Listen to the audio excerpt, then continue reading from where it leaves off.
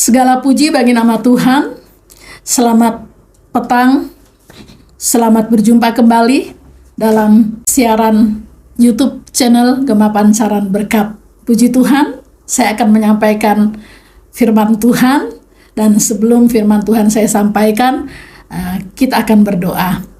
Allah Bapa yang ada di dalam kerajaan surga, Bapa yang kami sembah di dalam nama Tuhan Yesus Kristus, kami akan menyampaikan berita firman-Mu Tuhan. Kami memohon campur tangan-Mu, kami memohon kuasa ilahi-Mu Tuhan turun, memberikan urapan untuk menghidupkan setiap firman yang hamba-Mu sampaikan ya Tuhan.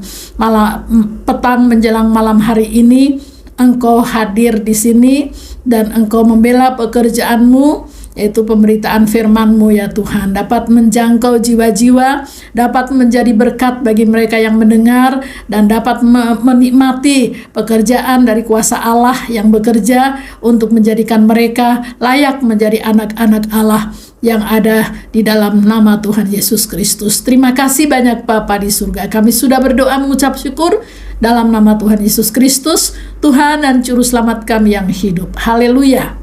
Amin. Puji Tuhan, saya akan membacakan dari suratan Roma pasal 8 ayatnya yang ke-14. Semua orang yang dipimpin Roh Allah adalah anak Allah. Jadi di dalam suratan Roma kita akan berbicara tentang layak disebut anak-anak Allah. Untuk layak menjadi anak-anak Allah, tentunya tidak hanya langsung kita percaya Tuhan Yesus Kristus langsung menjadi anak-anak Allah. Memang kita percaya kepada Tuhan Yesus itu adalah langkah yang pertama. Tetapi sesuai dengan firman Tuhan yang kita baca pada saat ini, dikatakan semua orang yang dipimpin Roh Allah adalah anak-anak Allah. Setelah kita menjadi percaya kepada Tuhan, maka ada proses yang harus kita jalani dan kita alami, yaitu hidup dipimpin oleh Roh Allah. Jadi dikatakan di sini semua orang, yaitu semua orang yang percaya. Semua orang yang percaya dalam nama Yesus, yang menerima Tuhan Yesus melalui iman percayanya, dia terima Tuhan Yesus di dalam hidupnya, seperti yang dikatakan di dalam Injil Yohanes 1 ayat 12. Di sana dikatakan, tetapi semua orang yang menerimanya diberinya kuasa supaya menjadi anak-anak Allah, yaitu mereka yang percaya dalam namanya. Juga dikatakan oleh Tuhan Yesus, oleh firman Tuhan di dalam Yohanes 1 ayat 13, dikatakan orang-orang yang diperanakan bukan dari darah atau dari daging, bukan pula secara jasmani oleh keinginan seorang laki-laki, melainkan dari Allah. Jadi yang disebut anak-anak Allah adalah orang-orang yang percaya kepada Tuhan Yesus Kristus dan menerima dengan iman Tuhan Yesus Kristus di dalam hidupnya, dan setelah itu mengalami diperanakkan kembali. Diperanakkan kembali bukan dari yang permulaan adalah dilahirkan oleh orang tua, yaitu secara darah dan daging.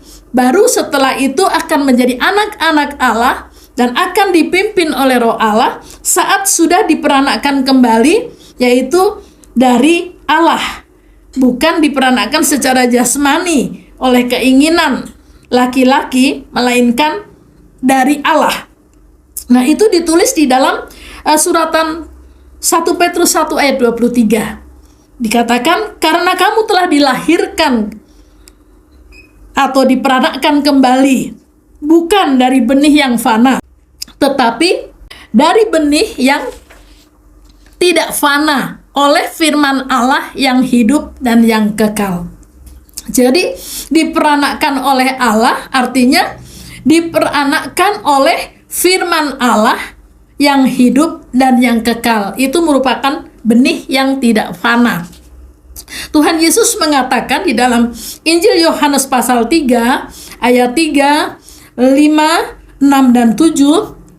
Di sana dikatakan saat Yesus berbicara dengan tokoh agama atau pemuka agama yang bernama Nikodemus, dia mengatakan dalam ayatnya yang ketiga, Yesus menjawab katanya, "Aku berkata kepadamu, sesungguhnya jika seorang tidak dilahirkan kembali, ia tidak dapat melihat kerajaan Allah." Jawab Yesus pada ayat yang kelima, "Aku berkata kepadamu, sesungguhnya jika seorang tidak dilahirkan dari air dan roh, ia tidak dapat masuk dalam kerajaan Allah." Nah, air di sini berbicara tentang benih yang tidak fana, yaitu firman Allah, dan roh berbicara Roh Kudus. Jadi berarti orang-orang yang dilahirkan kembali atau diperanakan kembali, berarti dia diperanakan dari hasil firman Allah dan Roh Kudus. Apa yang dilahirkan dari daging adalah daging, dan apa yang dilahirkan dari roh adalah roh. Tuhan Yesus menjelaskan bahwa yang dilahirkan oleh kelahiran manusia bersifat manusia. Daging di sini mempunyai pengertian manusia. Yang dilahirkan dari roh, roh itu dari Allah. Jadi berarti disebut anak Allah. Nah, Tuhan memastikan sekali. Dikatakan, "Jangan engkau heran karena aku berkata kepadamu, kamu harus dilahirkan kembali." Itu ketetapan yang Tuhan katakan, bahwa orang tidak perlu heran untuk menjadi anak-anak Allah yang nantinya hidup dipimpin oleh Roh Allah. Itu dikatakan harus dilahirkan kembali. Jadi maksud dilahirkan kembali itu sebetulnya mempunyai pemutusan dari sifat-sifat manusia lama yang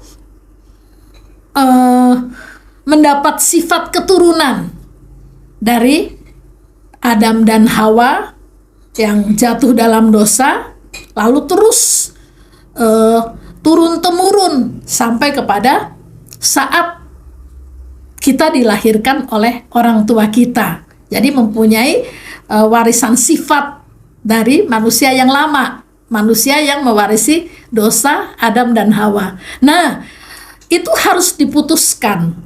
Jadi artinya sifat yang itu nantinya akan ditinggalkan dan akan mempergunakan sifat manusia baru yang dilahirkan dari benih firman Allah dan Roh Kudus. Nah, benih firman Allah adalah sifat-sifat Tuhan, sifat-sifat ilahi dari Tuhan, dan Roh Kudus ya roh yang memberikan kehidupan, ya, yang menghidupkan jiwa. Jadi ada sifat-sifat ilahi dalam kehidupan orang-orang yang dilahirkan kembali. Nah, karena melalui proses dilahirkan kembali, maka setiap apapun yang dilahirkan itu disebut anak, ya, disebut anak dalam kehidupan manusia. Yang saya maksud. Jadi artinya sejak dilahirkan dari benih firman Allah dan Roh Kudus, maka berarti dia menjadi anak-anak Allah yang mempunyai sifat-sifat karakter dari Allah sendiri. Nah, di dalam tanda-tanda yang membuktikan bahwa seseorang itu sudah dilahirkan kembali atau sudah masuk dalam pengalaman dilahirkan kembali. Dalam suratan 1 Yohanes pasal 3 ayat 9, di sana dikatakan, setiap orang yang lahir dari Allah tidak berbuat dosa lagi. Sebab benih ilahi tetap ada di dalam dia, dan ia tidak dapat berbuat dosa karena ia lahir dari Allah. Jadi yang membuat anak-anak Allah itu tidak berbuat dosa lagi karena ada benih ilahi, ada firman Allah di dalam hidup orang-orang yang dilahirkan kembali dari benih firman Allah dan Roh Kudus. Nah, karena adanya benih firman Allah itulah maka sifat dari benih firman Allah itulah yang akan tampil dalam kehidupan orang-orang yang dilahirkan kembali atau orang-orang yang lahir dari Allah. Lalu dikatakan di dalam 1 Yohanes 5 ayat 18 dikatakan, kita tahu bahwa setiap orang yang lahir dari Allah tidak berbuat dosa, tetapi dia yang lahir dari Allah, yaitu Yesus, melindunginya, dan si jahat tidak dapat menjamahnya. Saya katakan Yesus karena di belakang kata tetapi itu dia huruf besar. Jadi bukan dia huruf kecil ya. Kalau ayat ini dikatakan kita tahu bahwa setiap orang yang lahir dari Allah tidak berbuat dosa. Lalu tetapi dia di sini huruf besar. Jadi dikatakan Yesus yang lahir dari Allah melindunginya dan si jahat tidak dapat menjamahnya. Jadi jelas sekali ada suatu perbedaan yang nampak dalam kehidupan orang-orang percaya yang sudah dilahirkan kembali dari benih firman Allah dan Roh Kudus, dan orang-orang percaya yang belum mengalami dilahirkan kembali dari benih firman Allah dan Roh Kudus. Jadi perbedaannya di sini ada banyak kita melihat banyak orang percaya kepada Tuhan dan sudah bertahun-tahun, tapi dia masih bisa dijamah oleh si jahat. Artinya dijamah itu masih dapat dipengaruhi, masih dapat hidup dalam pengaruh si jahat, ya. Jiwanya yaitu hati, pikiran, perasaan, kemauan, keinginan, kehendak, perkataan dan perbuatan yang merupakan tingkah laku itu masih bisa dipengaruhi oleh si jahat. Ya, caranya si jahat mempengaruhi seringkali membawa pengaruh dari kehidupan orang-orang yang bersifat duniawi atau bersifat daging, bersifat manusia lama yang sudah diwarisi oleh dosa Adam dan Hawa. Nah, itu seringkali kelihatan. Sementara orang yang sudah lahir kembali itu orang-orang itu adalah orang-orang yang senantiasa tidak berbuat dosa, tidak sengaja melanggar hukum Allah, tidak sengaja melakukan suatu perbuatan dosa. Karena apa? Karena dilindungi oleh Tuhan Yesus Kristus. Dan tadi dikatakan jelas benih ilahi ada di dalam orang-orang yang sudah dilahirkan kembali. Nah, kita melihat di sini bahwa tanda orang-orang yang dilahirkan kembali selanjutnya yaitu dikatakan mengalami pembaharuan jiwa, ya, pembaharuan kehidupan, pembaharuan roh dan jiwa kehidupan. Itu dikatakan di dalam Titus 3 ayat 5, dikatakan pada waktu itu dia telah menyelamatkan kita bukan karena perbuatan baik yang telah kita lakukan, tetapi karena rahmat-Nya oleh permandian kelahiran kembali oleh pembaharuan yang dikerjakan oleh Roh Kudus. Jadi yang dimaksud tetapi pada waktu itu dia telah menyelamatkan kita, jadi sudah diselamatkan dari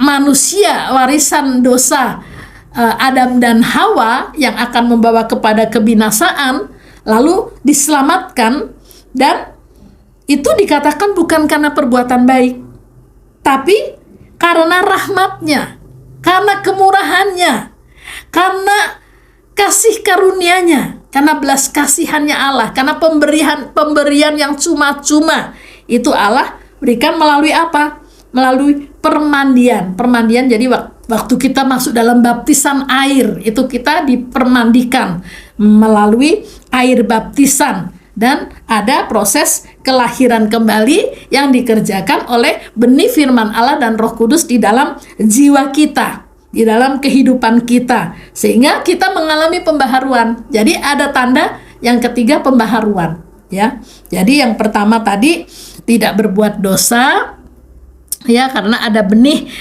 ilahi yang diam di dalamnya. Lalu yang kedua, tidak berbuat dosa karena Allah melindungi, ya, Yesus melindungi dari yang jahat, sehingga yang jahat tidak bisa mempengaruhi kehidupannya. Dan yang ketiga, yaitu ada pembaharuan. Ada pembaharuan di dalam kehidupan orang-orang yang mengalami dilahirkan kembali. Nah, selanjutnya setelah orang mengalami kelahiran kembali agar layak menjadi anak-anak Allah, selanjutnya mengalami pertumbuhan rohani. Jadi pertumbuhan rohani itu harus berlangsung. Itu sebagai satu tanda bahwa orang-orang percaya ini benar-benar sedang masuk di dalam satu proses menjadi anak-anak Allah atau layak menjadi anak-anak Allah.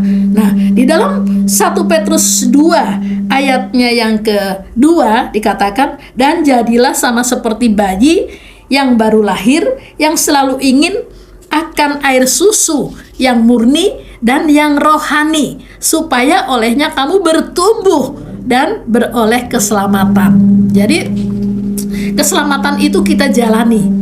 Dari awal kita percaya kita diselamatkan, lalu untuk terus selamat sampai pada hidup yang kekal dalam kerajaan Allah, keselamatan itu terus kita jalani dari waktu ke waktu. Nah, melalui apa? Melalui pertumbuhan rohani. Jadi waktu kita dilahirkan kembali kan tidak tiba-tiba langsung dewasa. Waktu kita dilahirkan kembali sama dengan bayi yang dilahirkan secara jasmani. Jadi harus melalui proses sebagai bayi. Ini sama sebagai bayi rohani. Nah, tetapi sebagai bayi rohani harus mengalami pertumbuhan, yaitu melalui apa? Melalui senantiasa punya kerinduan. Nah, tanda juga ini merupakan tanda juga. Jadi bayi rohani itu selalu punya kerinduan untuk minum air susu yang murni dan yang rohani. Nah, apa air susu yang murni dan yang rohani?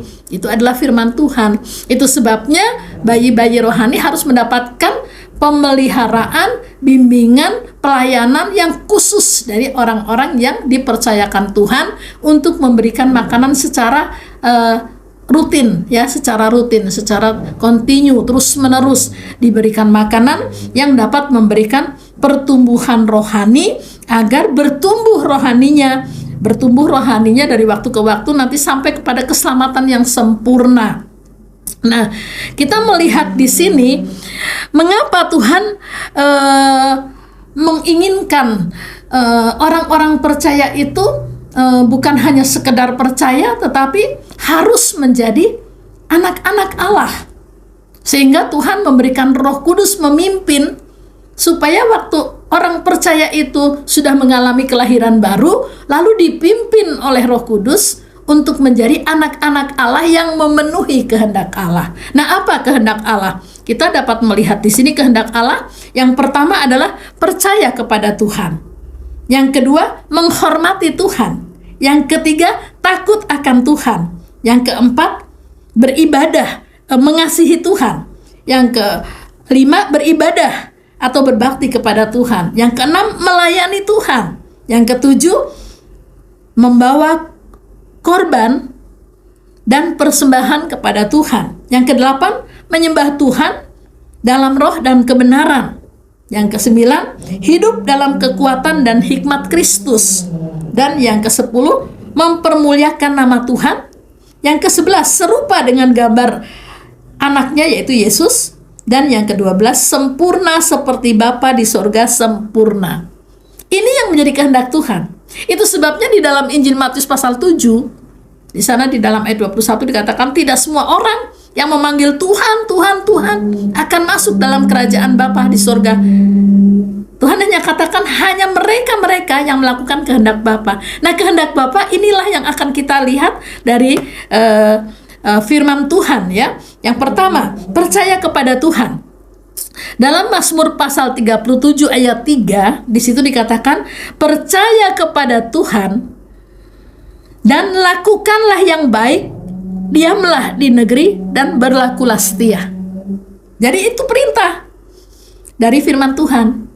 Dan setiap perintah dari firman Tuhan yang menjadi kehidupan di dalam jiwa kita, itu berarti sedang merubah kehidupan lamanya, lepas, dan kehidupan barunya sebagai anak-anak rohani tumbuh.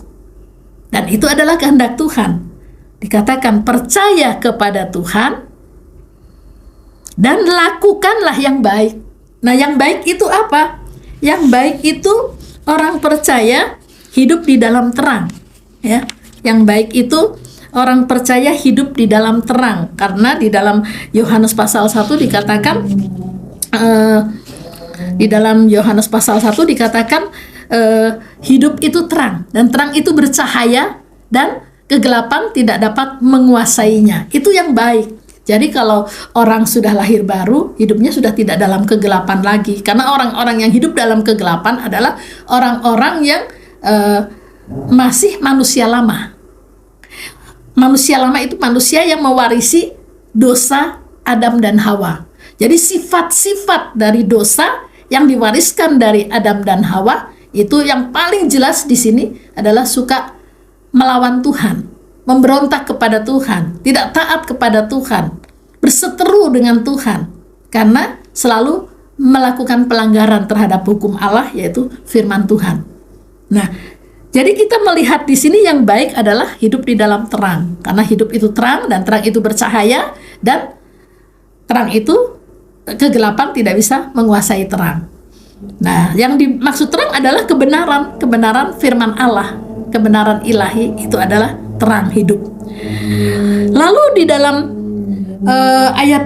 di dalam 2 Tawarikh 20 ayat 20 dikatakan, keesokan harinya pagi-pagi mereka maju menuju padang gurun Tekoa. Ketika mereka hendak berangkat, berdirilah Yosafat dan berkatalah, dengarlah hai Yehuda dan penduduk Yerusalem, percayalah kepada Tuhan Allahmu dan kamu akan tetap teguh.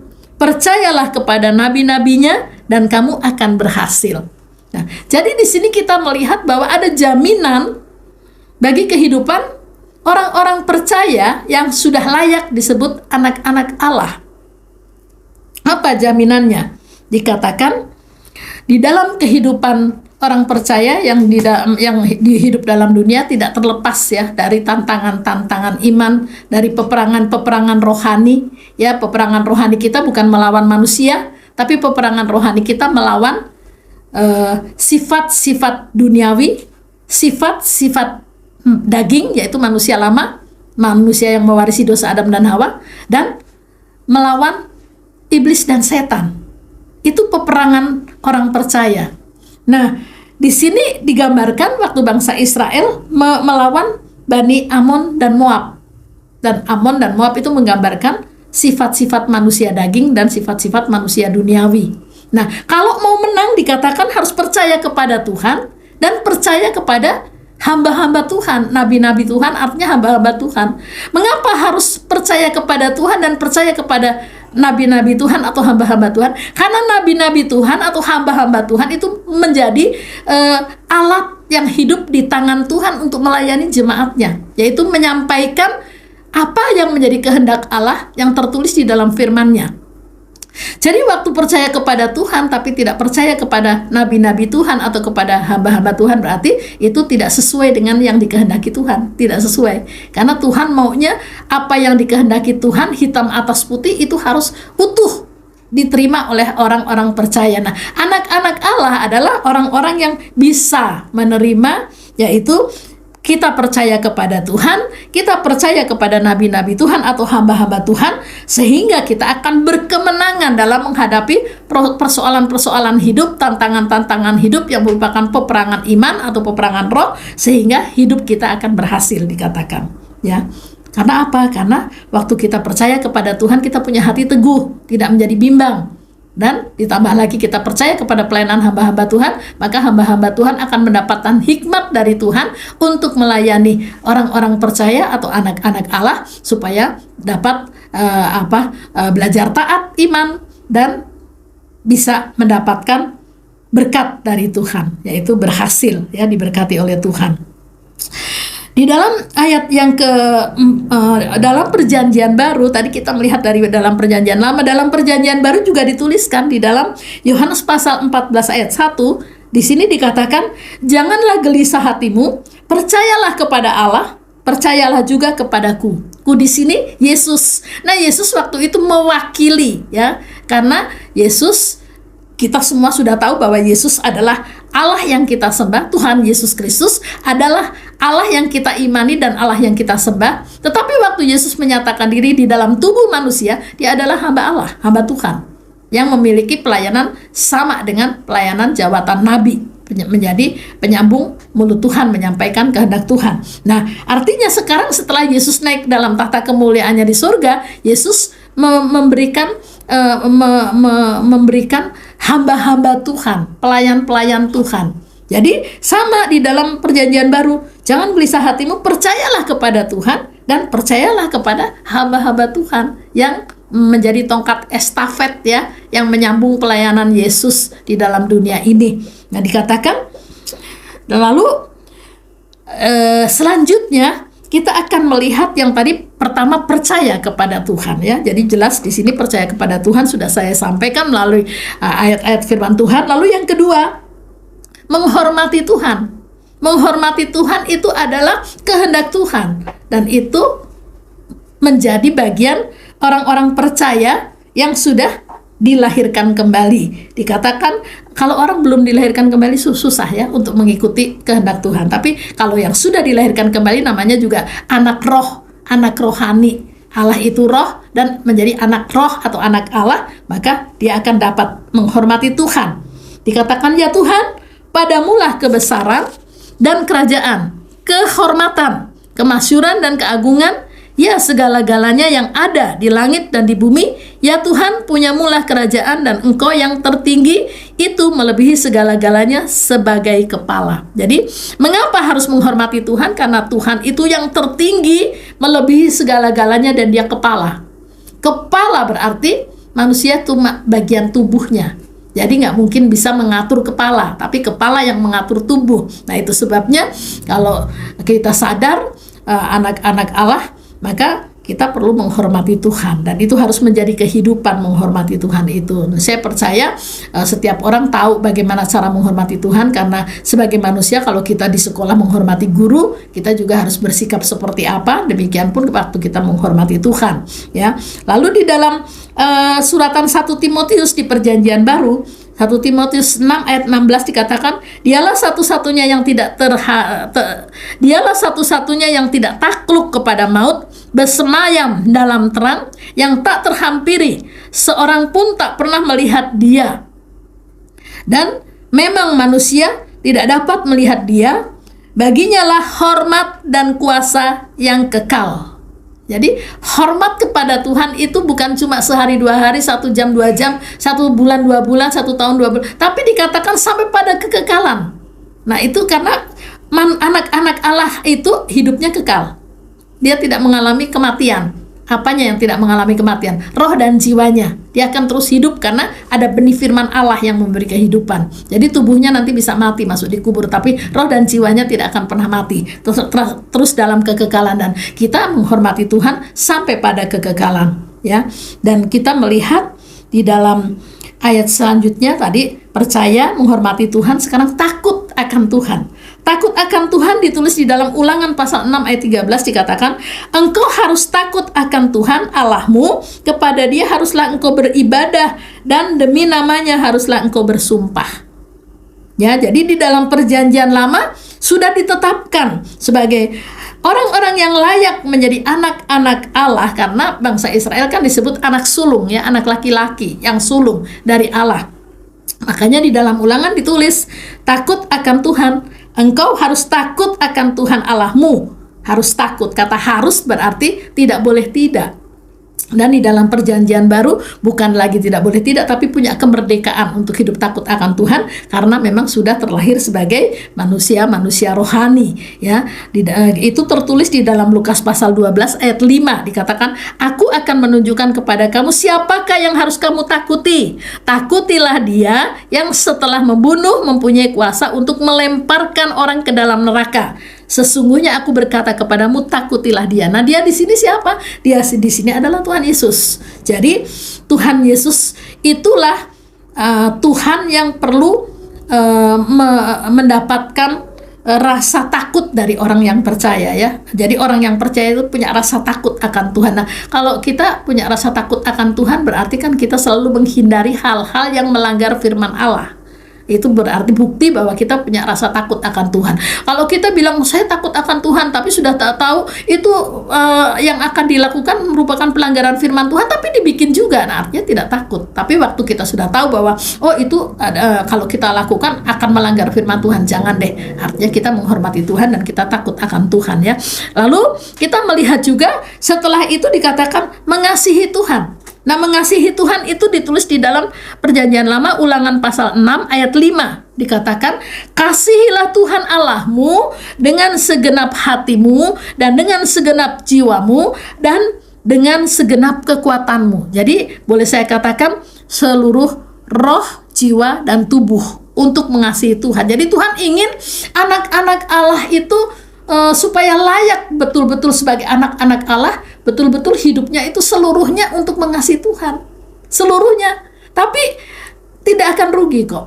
Orang-orang yang seluruhnya mengasihi Tuhan tidak akan rugi. Karena apa? Karena memang Tuhan selalu memberikan aturan, tapi di balik aturan Tuhan selalu mempersiapkan berkat, selalu. Dan itu tidak pernah Tuhan berdusta. Jadi ada aturan, ada perintah yang Tuhan berikan kepada anak-anak Tuhan. Tetapi di balik aturan dan perintah yang ditaati itu ada berkat yang dipersiapkan Tuhan. Jadi di sini kita melihat di dalam Perjanjian Lama sudah jelas supaya orang-orang percaya mengasihi Tuhan dengan sepenuh hidupnya, roh, jiwa, dan tubuhnya untuk mengasihi Tuhan. Jadi apapun yang kita lakukan, apapun yang kita ucapkan, apapun yang kita pikirkan dan rasakan itu harus menunjukkan bahwa kita seorang yang mengasihi Tuhan. Dan di dalam Matius pasal 23 ayat 37, Yesus katakan kembali, ya, Yesus katakan kembali, dikatakan, kasihilah Tuhan Allahmu dengan segenap hatimu dan dengan segenap jiwamu dan dengan segenap akal budimu. Jadi sama, mengasihi Tuhan secara roh, jiwa, dan tubuh. Ya. Dan Tuhan juga sudah berjanji, orang-orang yang mengasihi Tuhan ada janjinya bahwa aku datang supaya domba-dombaku. Domba-domba kan berarti anak-anak Allah yang sudah terlahir kembali. Dan karena mengasihi Tuhan, Tuhan mengatakan, aku datang supaya domba-dombaku dapat hidup dalam segala kelimpahan. Segala, kata segala berarti roh, jiwa, dan tubuhnya mengalami segala kelimpahan. Artinya roh dan jiwa berarti kelimpahan berkat rohani, tubuh berarti kelimpahan berkat jasmani. Jadi itu jelas sekali dikatakan di dalam firman Tuhan, ya.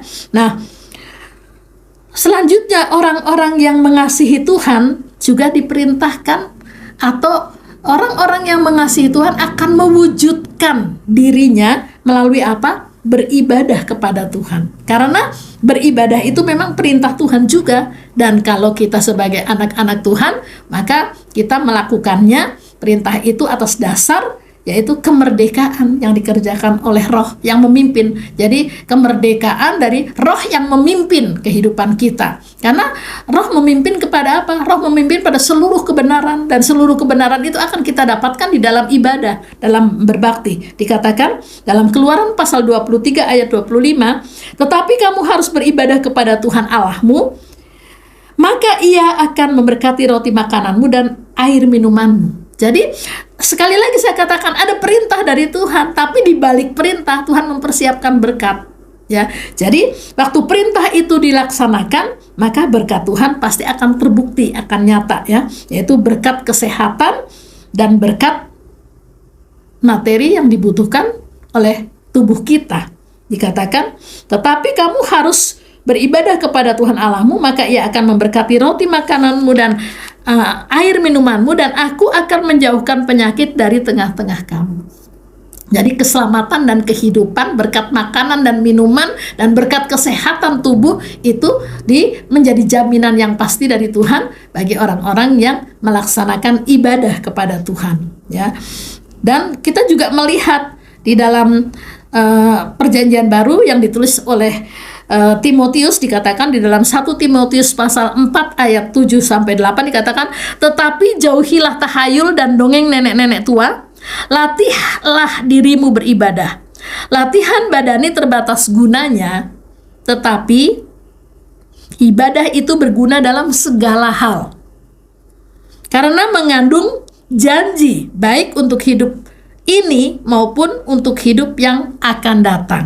Jadi jelas sekali, ya, orang-orang yang berbakti itu berarti mendapat perintah dari Tuhan. Tapi setiap kali Tuhan memberi perintah, Tuhan pasti menyediakan atau menyiapkan berkat yang tidak akan pernah merugikan orang-orang yang melaksanakan perintahnya. Jadi ada dikatakan bahwa ibadah itu berguna dalam segala hal. baik dalam kesehatan jasmani, rohani, berguna, dan untuk kebutuhan hidup sehari-hari juga berguna, dan untuk hidup yang kekal sampai pada kerajaan Allah di surga itu juga berguna. Sebabnya dikatakan, latihan badani terbatas gunanya, tetapi ibadah itu berguna dalam segala hal karena mengandung janji baik untuk hidup ini maupun untuk hidup yang akan datang dalam kekekalan, ya. Dan kita melihat selanjutnya dikatakan orang-orang yang sudah berbakti akan menghasilkan buah, yaitu apa? Dapat melayani Tuhan. Buahnya adalah dapat melayani Tuhan. Dikatakan di dalam Ulangan pasal 18 ayat 5 dikatakan, sebab dialah yang dipilih oleh Tuhan Allahmu dari segala sukunya, supaya ia senantiasa melayani Tuhan dan menyelenggarakan kebaktian demi namanya, ia dan anak-anaknya. Dalam perjanjian lama, Tuhan menetapkan, mengangkat dan menetapkan pribadi yang akan melayani umat Tuhan dalam hal beribadah. Nah, berarti ibadah itu penting sampai Tuhan mempersiapkan orang-orang yang akan melayani orang-orang yang beribadah. Ya, dikatakan bahwa yang di sini yang dimaksudkan Harun dipilih oleh Tuhan. Ya, bersama anak-anaknya sekeluarga dipilih oleh Tuhan. Lewi juga dari keturunan Lewi, setelah Harun mati diangkat lagi orang-orang Lewi itu ditetapkan untuk menyelenggarakan ibadah dan melayani umat untuk beribadah. Ya, dikatakan bersama-sama dengan anak-anaknya. Jadi kalau ada kata melayani berarti ada umat yang beribadah. Nah, umat yang beribadah adalah orang-orang yang melakukan perintah Tuhan. Dan Tuhan sudah berjanji ada berkat yang menyertai di balik perintah yang dilaksanakannya. Di dalam Roma pasalnya yang ke-7 ayat 6c dikatakan, sehingga kita sekarang melayani dalam keadaan baru menurut roh. Jadi di dalam perjanjian baru juga anak-anak Allah setelah diselamatkan, lahir kembali dari benih yang tidak fana dan oleh pekerjaan Roh Kudus, maka diberikan tanggung jawab setelah beribadah kepada Tuhan menghasilkan buah, yaitu bisa melayani. Nah, pelayanan-pelayanan yang dilakukan oleh jemaat Tuhan atau anak-anak Allah adalah pelayanan yang bukan lagi dilakukan seperti zaman perjanjian lama menurut hukum Taurat tertulis, ya, tetapi sekarang dikerjakan oleh kemerdekaan roh yang bekerja di dalam jiwa orang percaya. Jadi melayaninya semua dengan sifat rohani, tidak lagi hanya atas perintah, tetapi sudah karena di dalam hidupnya ada kemerdekaan roh yang membuat orang percaya, anak-anak Allah itu bisa melakukan pelayanan yang berdasarkan kebenaran, berdasarkan firman Tuhan. Jadi pelayanannya pelayanan yang benar karena bersifat rohani. Ya, semua yang bersifat rohani itu berdasarkan firman Allah. Jadi tidak lagi tergantung kepada manusia, tapi tergantung kepada kuasa Allah. Pelayanannya sudah bergantung dengan kuasa Allah dan bersifat yaitu rohani. Itu hasil dari benih yang ilahi atau benih yang tidak fana, yaitu firman Tuhan dan yang dihidupkan oleh Roh Kudus, ya, di dalam hidup orang percaya. Sehingga tadi dikatakan, sehingga kita sekarang melayani dalam keadaan baru menurut roh dan bukan dalam keadaan lama menurut huruf atau hukum Taurat. Jadi tidak lagi menurut sifat-sifat manusia daging atau manusia duniawi, tapi sudah sudah menurut sifat-sifat manusia rohani karena dipimpin oleh Roh Allah, ya. Dan dikatakan di dalam ayat 12 Roma pasal 12 ayat 11 dikatakan anak-anak Allah yang layak melayani Tuhan itu kita akan melihat tandanya, yaitu janganlah hendaknya kerajinanmu kendor, biarlah rohmu menyala-nyala dan layani Tuhan. Jadi ada roh yang menyala-nyala.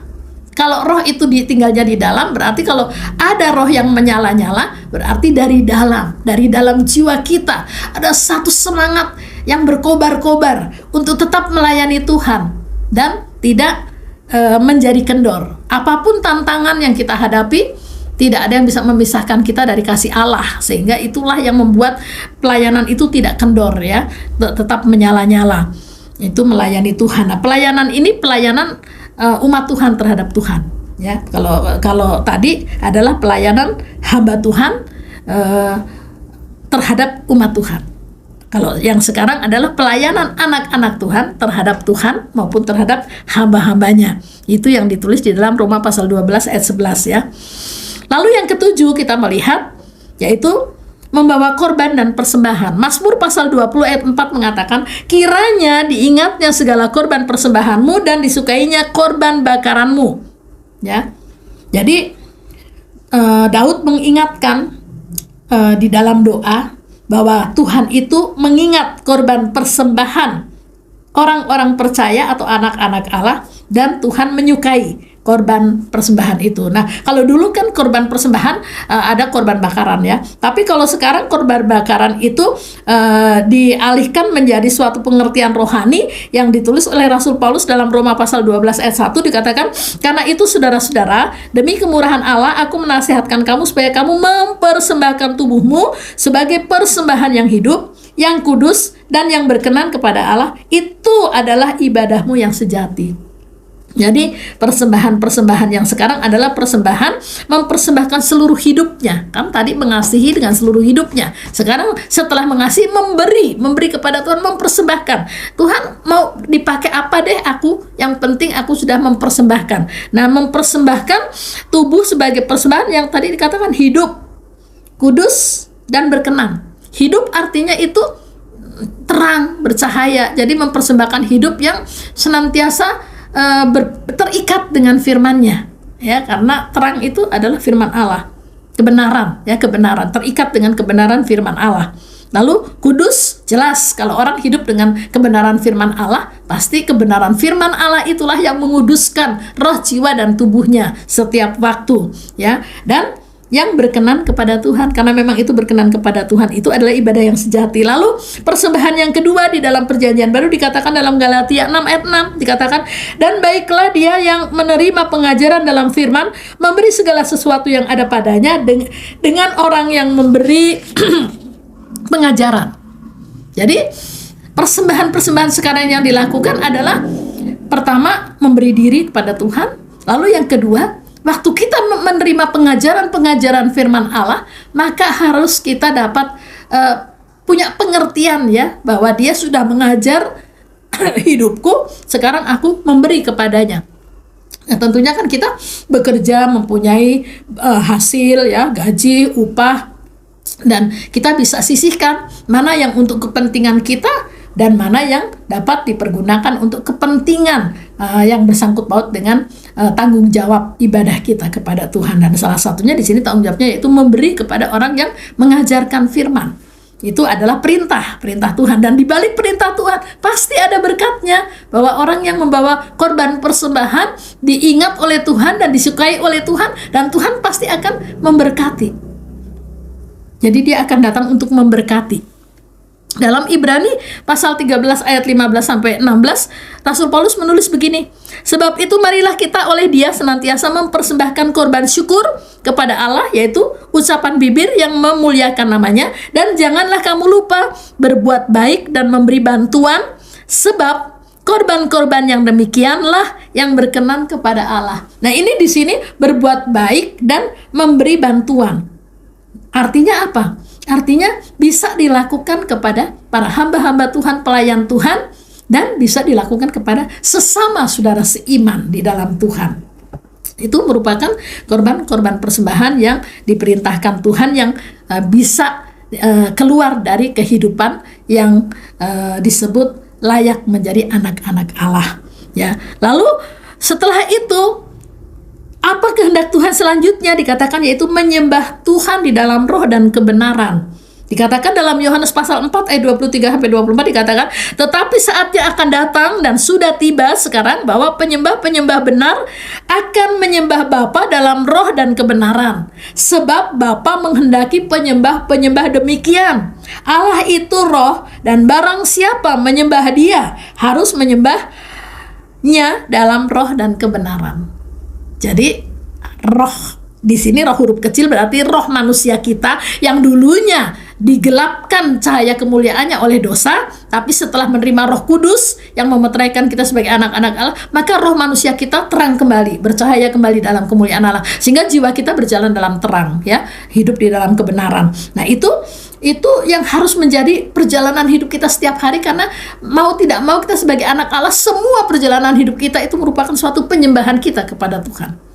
Baik waktu kita ibadah maupun waktu kita tidak ibadah, baik waktu kita berdoa maupun kita tidak berdoa, apapun yang terwujud di dalam perjalanan hidup kita itu merupakan satu penyembahan kita kepada Tuhan, dan itu harus dilakukan di dalam roh dan kebenaran. Roh berarti roh kita yang sudah dihidupi oleh Roh Kudus, yang sudah kembali cahaya kemuliaan Allah bersinar dalam hidup kita, dan kebenaran untuk jiwa kita, kehidupan kita, pikiran, perasaan, perbuatan, perkataan, tingkah laku, ya, itu semua itu perlu berjalan di dalam kebenaran.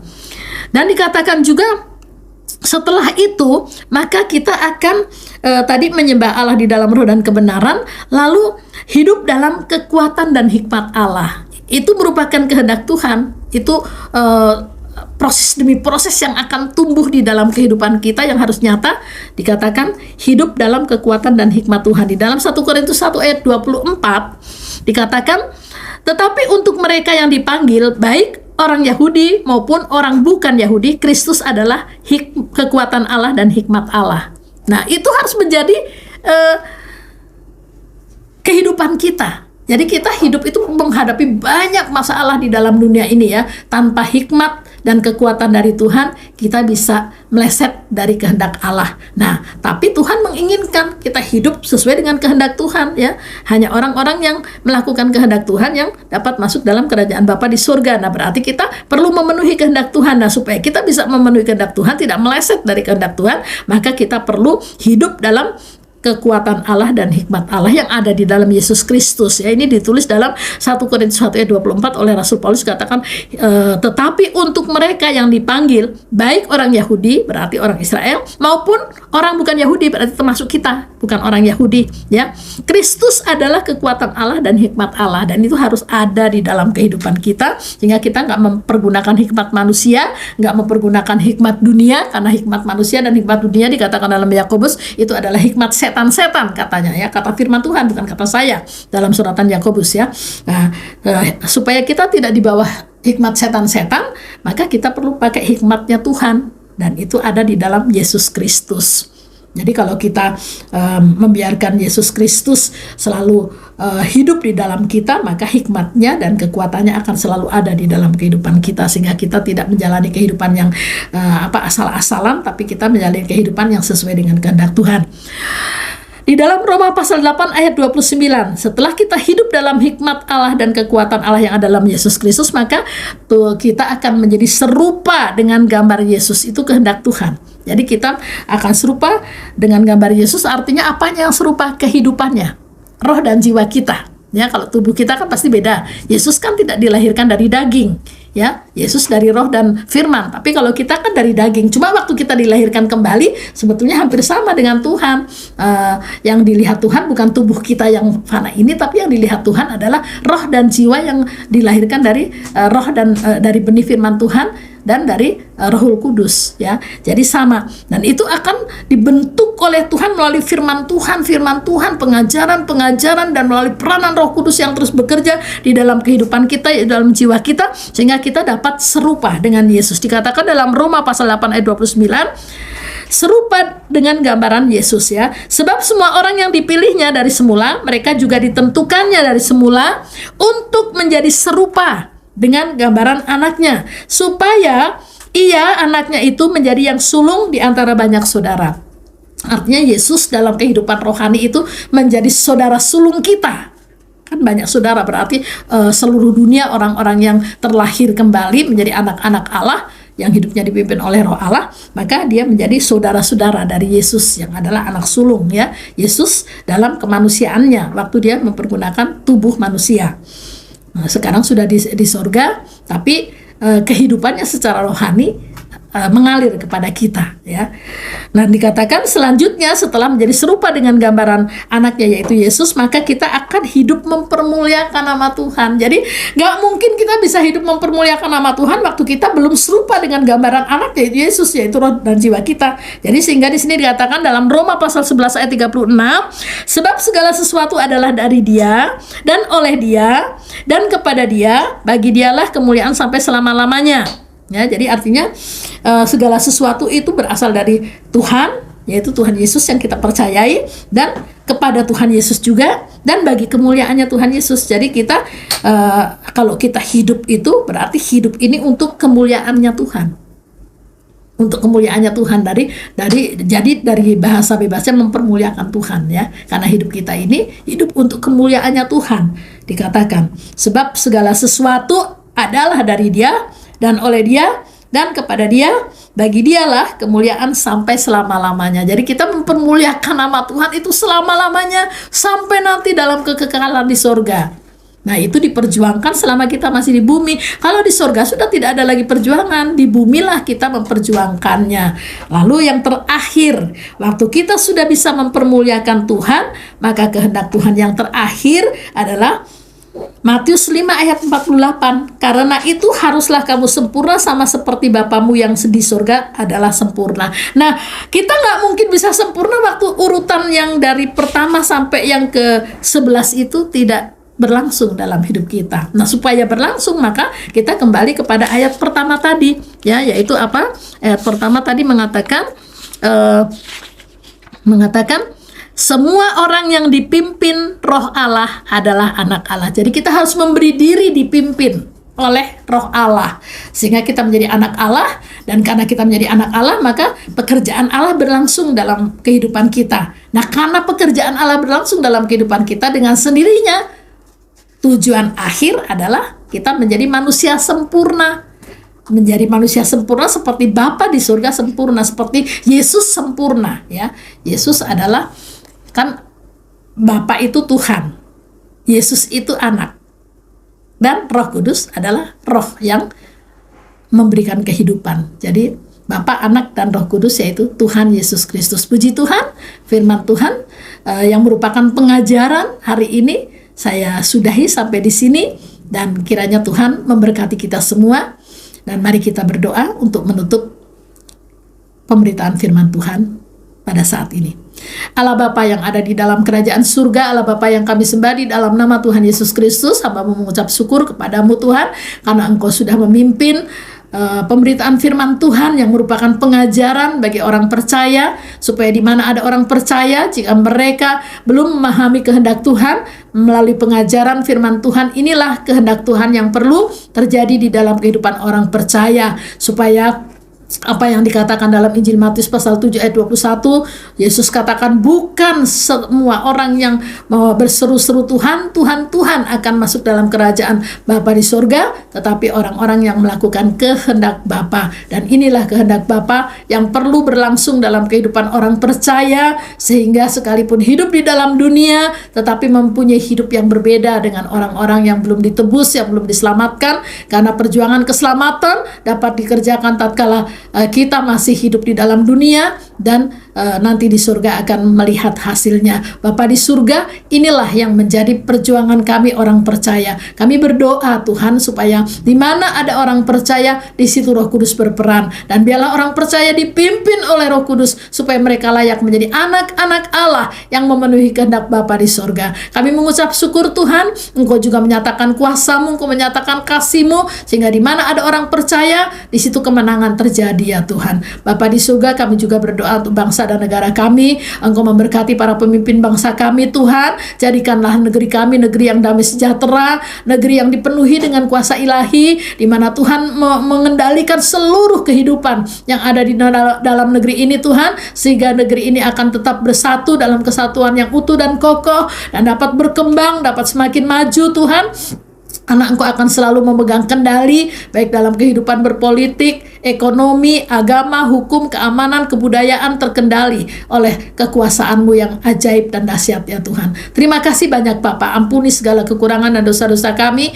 Ampuni para pemimpin bangsa kami. Ampuni dosa bangsa kami Tuhan. Dan kiranya Engkau nyatakan kuasa pengampunan-Mu, menyatakan kebaikan dan kemurahan-Mu setiap waktu di dalam negeri kami. Kami mengucap syukur Bapa di surga. Inilah doa sembahyang kami panjatkan dengan penuh syukur dalam nama Tuhan Yesus Kristus, Tuhan dan Juru Selamat kami yang hidup. Haleluya. Amin. Puji Tuhan. Immanuel, Allah beserta kita.